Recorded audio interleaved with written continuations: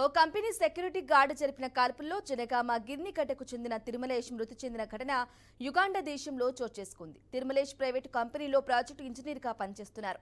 తమ కొడుకు మృతదేహాన్ని ఇంటికి త్వరగా వచ్చేలా చూడాలని తిరుమలేష్ తల్లి రాష్ట్ర ప్రభుత్వాన్ని వేడుకుంటుంది.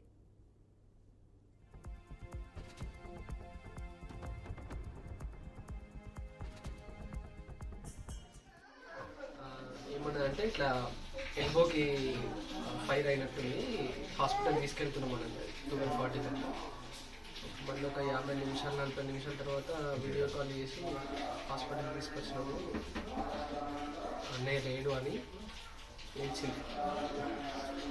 నేను కూడా ఇక్కడ అంతా షాక్ అవుతాను.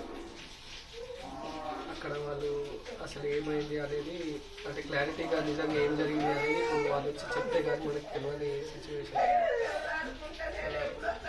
అంటే ఇట్లా జరుగుతాయని మేము అనుకోలేదు. లాస్ట్ 4 years కింద కోవిడ్లో మా డాడీ కోల్పోయాడు. యాక్చువల్గా మా అన్న పెద్ద అక్క తర్వాత నేను మాకు కోల్పోయాడు. 3 సార్లు పోయిండు వచ్చిండు.